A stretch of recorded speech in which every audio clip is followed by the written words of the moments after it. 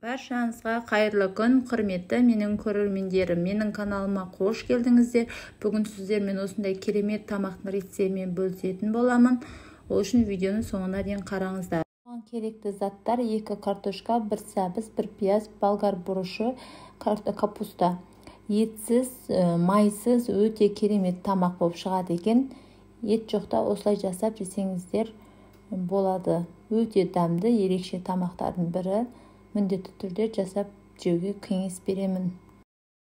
Қырыққабатымызды осылай ұзынша қылып, жіңішке қылып турап алатын боламыз.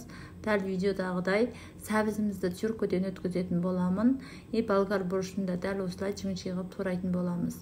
Міндетті түрде жасап көріңіздер. Видеом ұнаса, лайк басып, комментария жазып, тіркелмесеңіздер тіркеліп, подписация бөлімде батырманы маған басып, маған тіркеліп кетуді ұмытпаңыздар.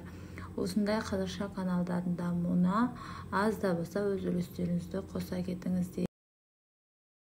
Өздеріңіз көріп тұрғандай, міне жұмыртқаларымызды таза ыдысқа жарып алатын боламын. 5 жұмыртқа қосу керек еді. Негізі мен 4 жұмыртқа қосатын боламын. Жұмыртқаларым үлкен болғандықтан, енді сіздер 5 жұмыртқа қоссаңыздар болады. Оның үстіне 1, 2, 3, 4, 5 қасық сүт қосатын боламын. 1 қасық разрекетел қосамыз. Қопсытқыш міндетті түрде қосу керек, өйткені көтеріліп піседі. Сол үшін қосатын боламыз. 1, 2, 3, 4 қасық ұн қосамыз, сөйтіп жақсылап араластыратын боламыз.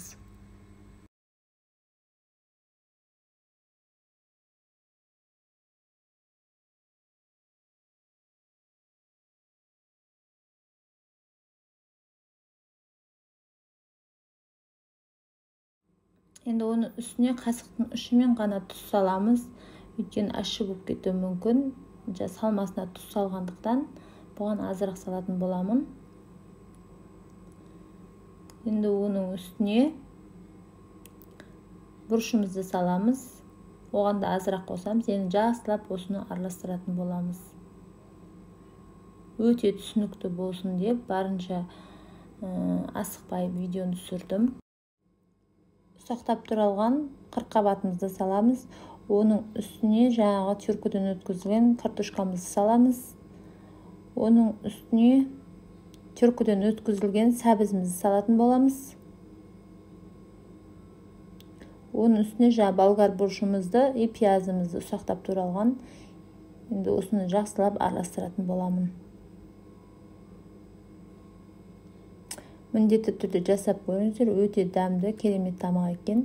Үстіне азырақ бұрыш қостық. Бана салмасына да қосқандықтан бұған азырақ қосып жатырмын. Бұған да азырақ тұз қосамыз. Енді осыны жақсылап мыжыратын боламыз, араластырып. Енді сіздер қолдарыңызға печатка киіп араластырсаңыздар болады. Мен енді қолым таза, қолмен араластырып жатырмын.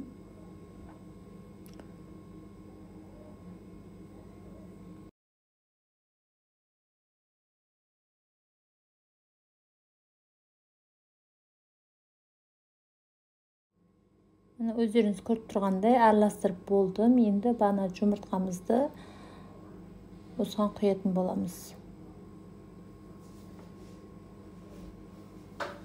Бұны да жақсылап араластырамыз.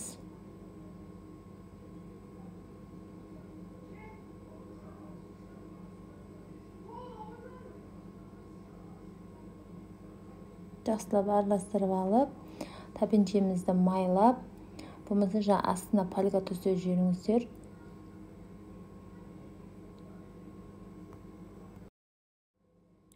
Осылай тәпеншемізді астын майлап, осылай салатын боламыз. Болмаса астына қағаз төсеп жіберіңіздер, өйткені астына жабысып қалуы мүмкін. Менікі жабысып қалды. Сол үшін менің қателігімді қайталамаңыздар. Астына пальға төсеп жіберіңіздер. Болмаса жаңағы қағаз төсеп жіберіңіздер. Специальный астына төсейтін қағаздар бар ғой, сонда төсеп жіберіңіздер. Сөйтіп өстіп қолымызбен бәрін тегістеп салып шығатын боламын. Міндетті түрде жасап көріңіздер, бірақ дәмді өте керемет болады екен. Менің видеом ұнаса, лайк басып, комментария жазып, тіркелмесеңіздер тіркеліп, осындай қазақша каналдардың дамуына аз да болса өз үлестеріңізді қосыңыздар. Осылай азырақ сыр түркіден өткізіп, бетіне пістау деген кезде бетіне салатын боламын. Енді сіздер сыр болмаса, самай қойсаңыздар да болады. Көп сыр кетпейді, осының жартысын ғана түркіден өткіземін. Өте дәмді, өте тойымды тамақ екен. Майсыз, өте керемет тамақ. Дәмі ерекше болып шығады екен. Міндетті түрде жасап, видео ұнаса лайк басып, тамағымыз пістау дегенде осылай алып, сырларымызды осылай бетіне бір тегіс қылып орналастыратын боламын. Сөйтіп 5 минутқа духовкаға қойып аламын. Өздеріңіз көріп тұрғандай өте керемет болып пісті.